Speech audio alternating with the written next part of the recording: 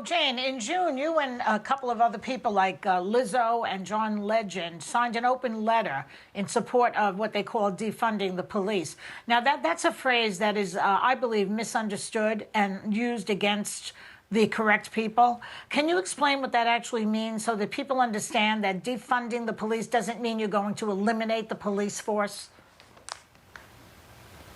Well, a very good example of what it looks like is Newark, New Jersey, where they created a community team to go door to door and check on people and take care of people and find out what's wrong. And if there's a problem, they go in before the police do and kind of suss it out. It's so that the police force, it's led by the community. The police comes in when needed. You don't totally do away with the police, but there's not these humongous amounts of money that are going to fund the police that instead should go to the community needs. And that in itself will help reduce trouble and uprisings and crime. And it's working very, very well. So that's what we mean. We're not talking about doing away with the police. We're talking about reconfiguring it and having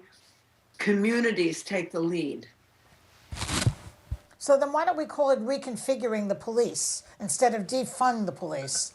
It's such a volatile phrase, I think, and it causes so much disruption and misunderstanding. It's like the word feminist and liberal, which has been taken over by the right wing of this country to make it a negative thing. They did the same thing with this. Well, you and I are white, and I think this is a moment in history when we have to sit back and take our cues from Movement for Black Lives. It's their turn to decide what they do, how they do, and how they name it. That's my position. But you've been part of. Okay. I go along with that. Listen, it's fine. You've been part of the social justice movement since the 70s. So how did today's protest compare to what you've experienced over the decades, Jane? Yeah, well, social media changes everything.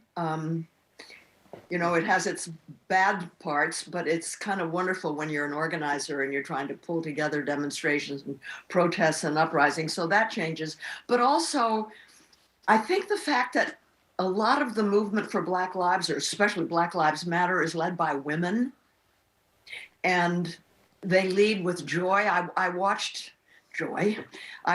the National Black Convention last week. It's the first one since 1972, and it was fabulous. And what's really impressed me was how joyful it was. And I spoke to Patrisse Cullors, who's the co-founder of Black Lives Matter, and she said, that's right, we have to lead with joy. And I think that vibe, believe it or not, that's part of the movement for Black Lives, makes it more welcoming to people who maybe have never been part of protests and uprisings. And it's what gave the uprisings and continues to give the uprisings such diversity. Also, I think people have been kept inside because of the pandemic for so long that they wanted to get out. So that worked in the uprisings' favor. But also, I think the pandemic has also shown the essential workers, most of whom are people of color, how miserably treated they have been. They're not paid enough. They have no protections.